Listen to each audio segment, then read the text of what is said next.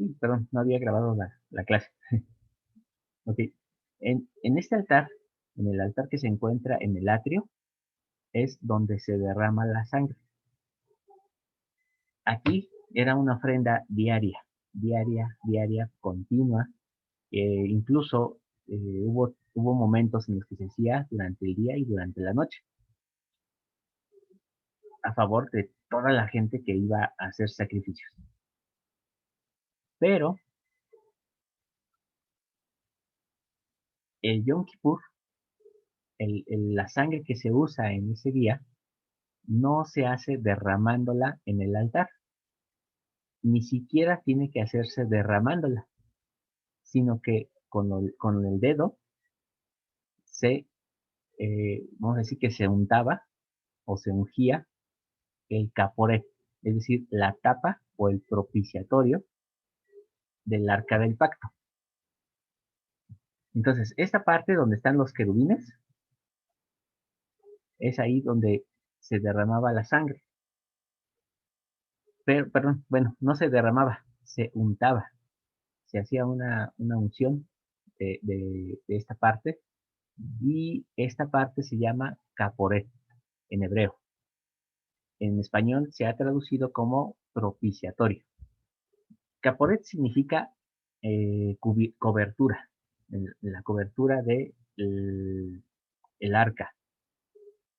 Y si recordamos, en el arca adentro se encontraban las tablas de la ley, se encontraba la vara de Aarón, se encontraba el maná, el primer maná que había caído. Entonces eran las tres cosas que se incluían en esta arca,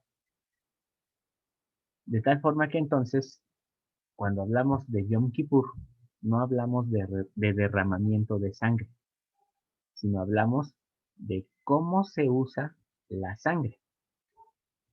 Y esto es lo que lo hace interesante, porque no hay derramamiento, sino que el derramamiento ya se tuvo que haber hecho afuera del lugar santísimo, y se entra hasta el lugar santísimo solamente para untar esa sangre. Recordemos que esta arca representa la presencia de Dios, es decir, del Padre Celestial. El sacerdote, cuando entraba el día de la expiación, era como si entrara a la presencia misma de Dios para interceder a favor del pueblo.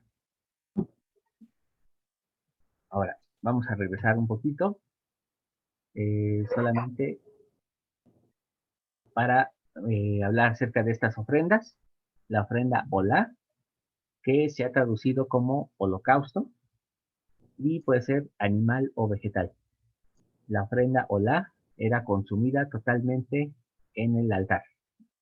La ofrenda Mitja, que se refiere a la ofrenda de flor de harina, para aquellos que no podían pues tener el dinero para las ofrendas de animales. La ofrenda Shelamim, que se ha traducido en nuestras Biblias como ofrenda de paz. Y esa es una de las ofrendas interesantes, porque no es una ofrenda que sea expiatoria, es una ofrenda que se hace por alegría. Cuando uno está contento, cuando a uno le ha ido bien en los negocios, cuando ha tenido salud, cuando se ha recuperado de alguna enfermedad, entonces se hace una ofrenda Shelamim, es una ofrenda de paz, de olor grato, en la cual uno agradece a Dios esa bondad que se ha tenido sobre nosotros. Lo menciono porque, bueno, a manera de reflexión, pues qué ofrenda nosotros damos al Señor cuando nos va bien. Cómo es que agradecemos a Dios cuando las cosas nos están saliendo bien. Después tenemos las ofrendas expiatorias, que es la ofrenda Hatat, que es la ofrenda por pecados involuntarios, y esta ofrenda ya no es de olor grato. Y la ofrenda Asham, que es la ofrenda por culpa. Y esta ofrenda además requiere una restitución. Es, por ejemplo, cuando alguien, no sé, pide prestada una túnica, la túnica se rompe y entonces la tiene que devolver, pero como ya está rota, entonces o le consigue una exactamente igual o la paga monetariamente, además de la ofrenda que se tiene que hacer.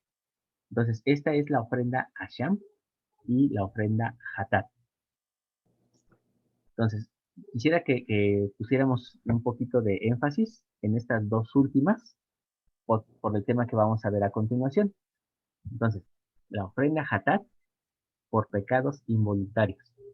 Cuando, por ejemplo, por accidente voy en el camino y me encuentro un animal muerto y entonces me vuelvo impuro porque estuve muy cerca o porque toqué a ese animal muerto y entonces, como no fue culpa mía propiamente, entonces me vuelvo impuro y tengo que hacer una ofrenda hatat.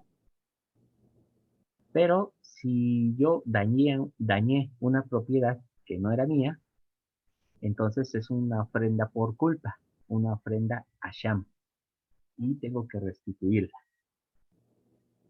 Menciono esto porque tenemos en, en, en la ley de Moisés existen tres formas de pecar, que en realidad no se deberían de llamar pecados. Tenemos el beatá, que es la iniquidad, cuando alguien no conoce la ley o cuando alguien vive sin ley. Entonces, todos aquellos gentiles que no conocen el Evangelio viven en beatá, es decir, en iniquidad por desconocimiento. Perdón, no sé si alguien quería comentar algo. Yo tengo una pregunta. Sí. Ahorita que volviste a poner el arca, mencionas que se ponía sangre, ¿no? En el propiciatorio. Pero en los tiempos de Jesús eran bien necios, ¿no? Los del Sanedrín y del sumo sacerdote y todos ellos muy celosos de la ley de Moisés, ¿no? De la Torá. Pero no obstante que ellos hacían sacrificios y todo eso, ellos no tenían ya el arca, tengo entendido. Entonces, a el lugar santísimo, en donde era que ellos llevaba, el sumo sacerdote llevaba la sangre para ponerla, si ya no había el arca en el lugar santísimo. Desde ahí como que estaban medio cucus, ¿no? Porque defendían mucho la ley de Moisés y que la Torá y que Jesús estaba mal, etcétera, ¿no? Pero ellos en sí no podían ni siquiera cumplir con la ley de Moisés porque no tenían el arca. Pienso, no sé si esté mal, pregunto. Muy bien, hermana, es una excelente pregunta y esto nos va a ayudar a aclarar otro punto. Efectivamente, en los tiempos de Jesucristo, o cuando se le conoce como el judaísmo del segundo templo, el arca ya no estaba, ya no existía físicamente. Se cree que está en otra parte, hay una historia ahí que después les contaré, eh, pero el arca en los tiempos de Jesús ya no estaba en el lugar santísimo. ¿Qué hacían entonces? Debajo del arca, pues había una piedra, algo sólido, para que la mesa pudiera estar estable.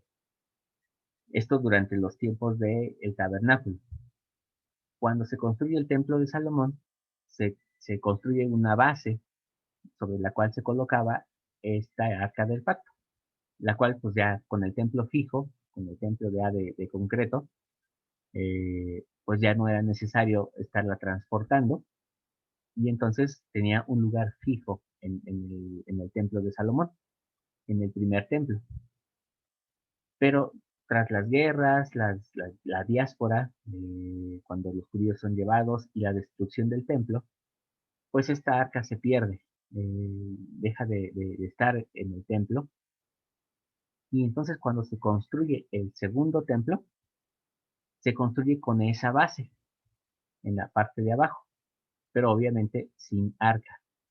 Entonces, ¿qué hacía el sumo sacerdote? Que entraba y colocaba la sangre en la base de donde debería de estar el arca.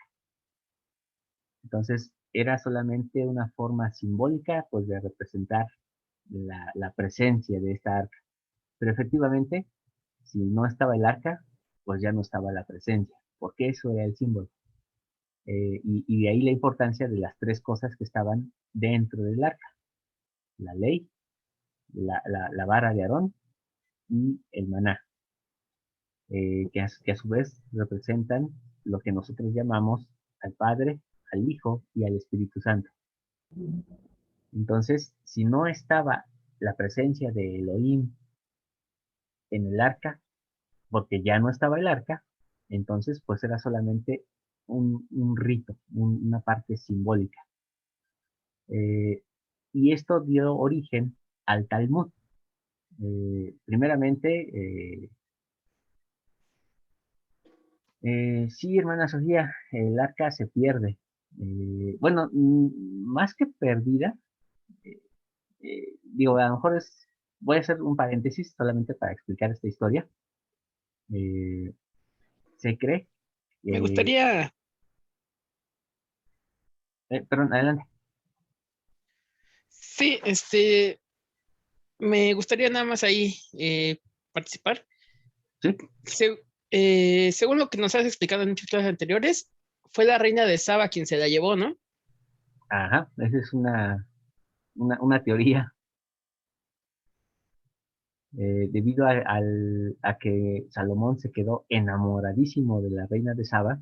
este, se dice, es una historia que no está 100% confirmada, pero se dice que Salomón le ofrece oro, riquezas, animales, pues especias, bueno, en fin, muchísimas cosas de su reino, eh, debido al amor que le tenía. ¿Y qué ocurre? Que la reina de Saba, pues acepta a Jehová como Dios, pero pues no había forma de que ella pudiera abandonar su reino y no tener templo en donde ella vivía.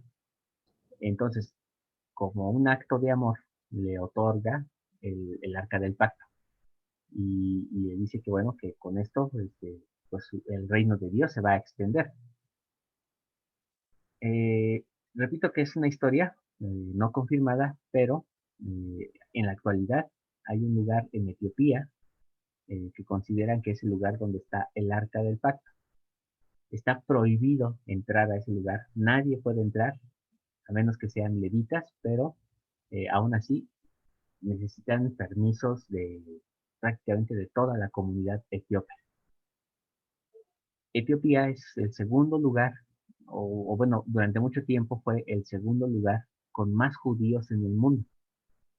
Entonces, hay una conexión entre esta historia y, y la pérdida del arca. Pero, repito, es solamente una historia. La otra, pues se cree que eh, cuando se destruye el templo por parte de Nabucodonosor, pues se llevan el arca y pues la destruye. No tiene mucho sentido, pero bueno, esa es la otra historia. Entonces, no se sabe si realmente todavía existe o si de plano sí se perdió, pero lo que sí es un hecho es que en Etiopía aseguran tenerla hasta el día de hoy. Muy bien, ya cerramos ese paréntesis y volviendo a este punto, los judíos en el tiempo de Jesús usaban la base del arca, pero decíamos que esto es donde se origina la Mishnah, aquella tradición oral en la cual dicen, bueno, ¿qué vamos a hacer en caso de? Y es ahí donde viene esa tradición oral, o lo que también se conoce como la ley oral. Esto es importante saberlo porque cuando Cristo se opone a las creencias de los fariseos, no se opone a la ley de Moisés, se opone a la ley oral, a esas adaptaciones que crearon los judíos para tratar de vivir la ley de Moisés cuando empieza a haber carencia de algunos elementos. El arca es uno de ellos. Y entonces dicen, bueno, ¿qué vamos a hacer si no hay arca? Y entonces en esa tradición es cuando surge la creencia de que si se coloca la sangre sobre la base, es como si se colocara sobre eh, la propia arca, el caporet. Entonces, esa Mishnah o esa tradición oral es lo que años más adelante, durante los inicios de la época medieval, se convierte en el Talmud. El Talmud para nosotros es importante porque nos da datos históricos muy importantes, donde podemos saber cómo era la vida de un judío en los tiempos de Jesús o incluso en los tiempos de Esdras. Entonces, esta información la comento porque muchas veces creemos que Cristo se oponía a la ley de Moisés, pero no es así. Se oponía a la tradición oral, que también ellos la llamaban ley. Y eso es lo que a veces se confunde en el Nuevo Testamento. Ahora, estos tipos de pecados, el beatá, significa que alguien no tiene iniquidad, perdón, que no tiene ley y por lo tanto está viviendo en iniquidad, en error constante, en pecado constante. Pero repito, esa palabra de pecado es algo que nosotros, ya digamos en la era cristiana, hemos encerrado todo en esa palabra, pero no es correcto. Tenemos el siguiente que es el abón. Hermana Baña, nos preguntas, ¿conozcan o no conozcan la ley? Exacto. Bueno, para nosotros, los cristianos, cualquiera que conozca o no conozca la ley, pero la transgrede, está pecando. Pero en este caso, en el caso ya así más concreto, como lo menciona la Biblia en hebreo, el beatá es para aquellos que no conocen la ley, este, ya sea porque desconocen una parte o porque están fuera de esa ley. Y es ahí donde decimos que cualquier persona que no conoce el Evangelio está viviendo en iniquidad. Después tenemos los pecados de Abón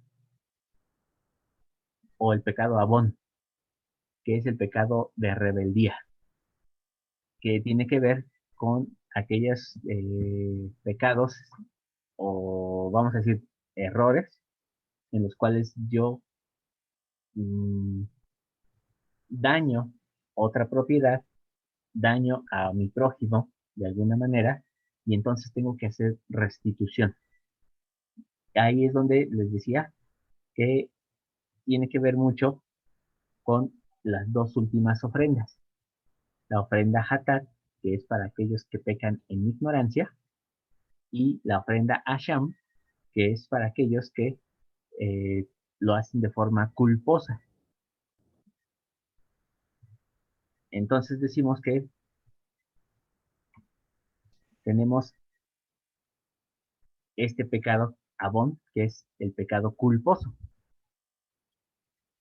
Y por último tenemos el pecado Pesha, que este sí es oficialmente llamado pecado. Se puede traducir como pecado. El Pesha es pasar por alto la ley, pecar con alevosía, de forma premeditada. Es decir, yo ya lo pensé, ya lo reflexioné y de todos modos lo voy a hacer. Y estos pecados se castigan con caret, es decir, con muerte. Pero en este caso, no es solamente la muerte física, sino con la segunda muerte, es decir, la expulsión del campamento, la excomunión y por lo tanto quedar fuera de los pactos. Este tipo de pecados no tiene perdón ni en esta vida ni en la que sigue. Y aquí es donde viene lo que preguntaba la hermana acerca de esos pecados imperdonables. Decíamos que Yom Kippur no cubre pecados entre prójimos. Es decir, si yo ando de chismoso o doy un falso testimonio contra alguien, entonces eso no tiene perdón en el día de la expiación. Pecados de rebeldía, es decir, pecados de Abón, pero aquellos que son intencionales, entonces se convierten en pecados de Peshá, pecados en los cuales somos cortados del campamento. Y como ejemplo, decíamos, romper el ayuno de Yom Kippur, la impureza ritual, negarse a la circuncisión, el adulterio o la impureza sexual, el asesinato o la blasfemia.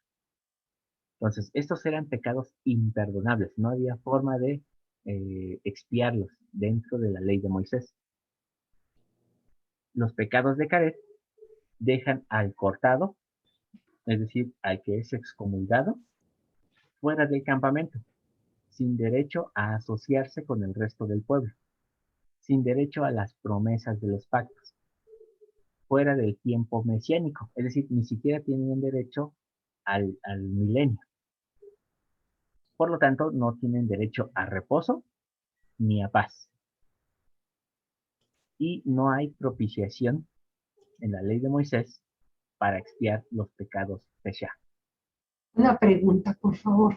Sí. Aquí se menciona adulterio e impureza sexual. En Romanos habla referente a cuestiones esas, ¿no? De, por ejemplo, impureza sexual, cuando el hombre en su obstinación abandona el uso natural de su cuerpo. O sea, habla de homosexual, lesbianismo. ¿Se puede considerar así como impureza sexual? Sí. De hecho, incluso el ser eunuco era también considerado un pecado caré. Ok. Ahora tengo una pregunta. Hay muchas personas, he oído de varias personas que han comentado que no quieren acercarse a la iglesia, no aquí precisamente o nada más, sino en las cristianas otras, porque ellos tienen tendencia a otro tipo de sexualidad, ¿no? Entonces son mal vistos, son rechazados. Estas personas que los rechazan, que los repudian por su condición, los están considerando dentro de los ejemplos que das como impureza sexual. Eso son los imperdonables, ¿no? Pero en Cristo puede haber perdón.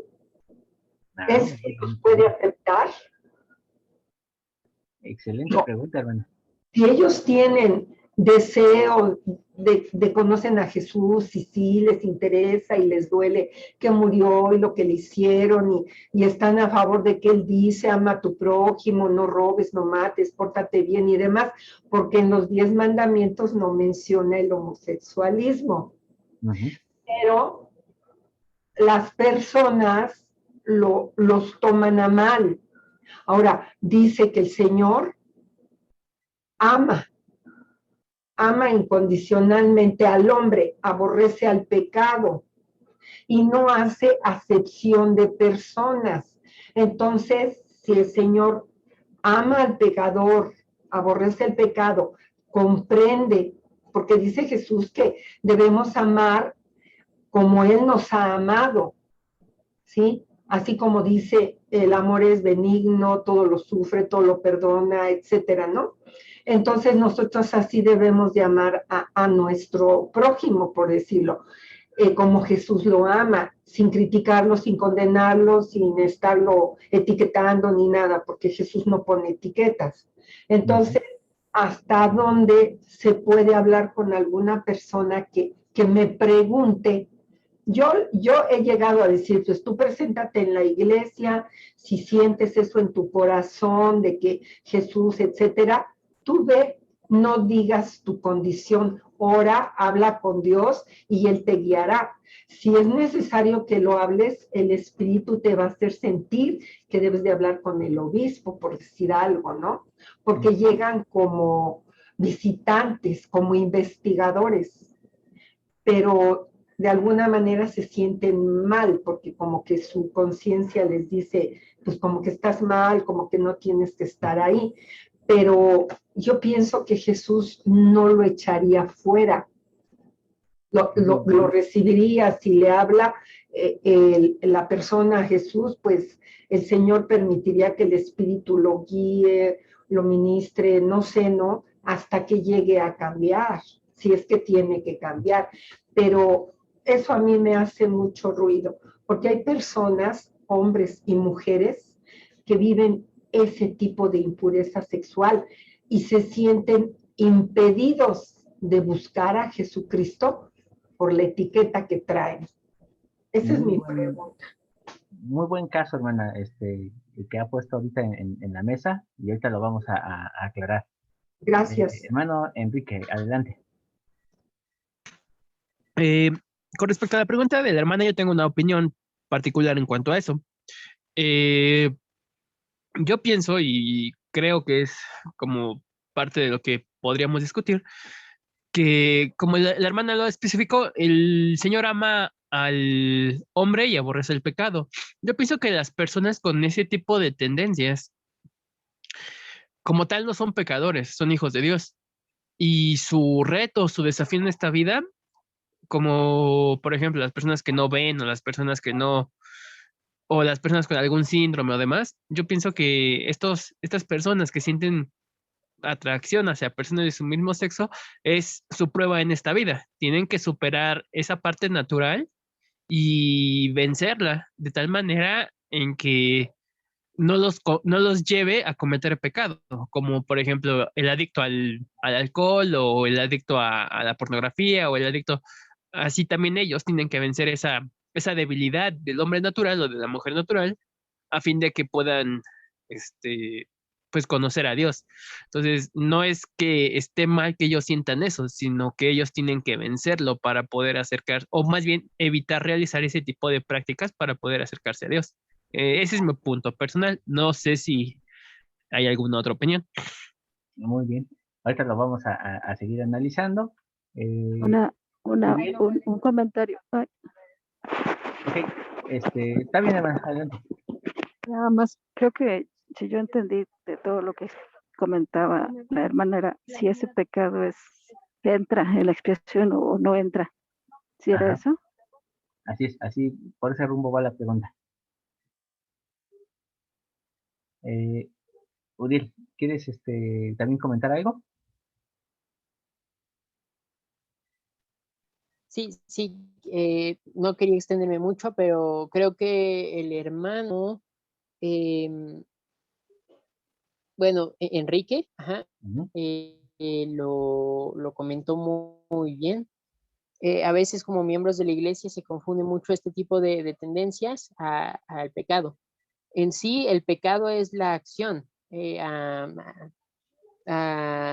em, a efectuar algo eh,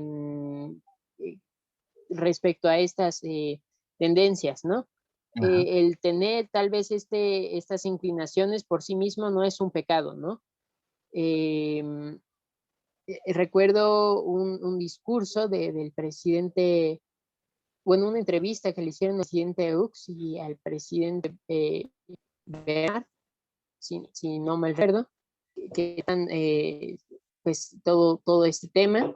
Se entiende que es un tema bastante complejo. Esto mismo es una lucha bastante fuerte entre los miembros que sienten estas situaciones. Sin embargo, sí, es que no me acuerdo un punto específico que quería tratar con mayor énfasis, pero Pero sí, en sí, creo que debemos de portarnos en cuanto a estos temas. Em, la inclinación no es el pecado en sí. Creo que eso es lo que puedo comentar ahorita y que es importante, pero había algo más. Muy bien, muchas gracias por este dato y esta diferencia que debemos de recordar también. Una cosa es concretar y otra cosa es la tendencia interna. Muy bien. Gaby y después hermano con guiones. Gracias, Juan. El presidente Thomas S. Monson dio un discurso sobre esto y precisamente menciona lo que mencionó mi esposo, que las personas que tienen esta inclinación pueden vivir normalmente el Evangelio mientras no realicen las acciones que se creen como normales en cuanto a personas homosexuales. ¿A qué me refiero con esto? Muchas veces las exhibiciones en cuanto a cariño o la manera en la que se llegan a vestir, que es un poco extravagante, por mencionar algunas, pide que se eviten, porque si estas personas llegan a tener ese tipo de conductas, entonces ante la vista de la iglesia o del evangelio no es lo correcto porque están haciendo algo pues inmoral, ¿no? Entonces, mientras las personas no realicen ese tipo de acciones, no hay ningún problema, incluso pueden tener llamamientos, se les acepta perfectamente en las reuniones, pueden convivir pues con las familias, o sea, no hay ningún problema para que su conducta dentro del evangelio pueda crecer, pero sí hace énfasis el presidente Monzón en esto, y es lo mismo que han dicho, o sea, se repudian esas acciones o el pecado en sí, no a la persona que tiene estos sentimientos, porque incluso él menciona que son sentimientos extremadamente poderosos con los que ellos verdaderamente tienen una batalla. Es una lucha interna que sí tienen que, pues, trabajar día a día para no sucumbir ante esas expresiones fuertes que ellos sienten. Nada más. Y ahorita, si encuentro rápidamente el discurso, se los pongo ahí en el chat. Ok, muchas gracias. ¿Había alguien más que quería comentar? Nada más que me parecía su icono, nada más con un puntito.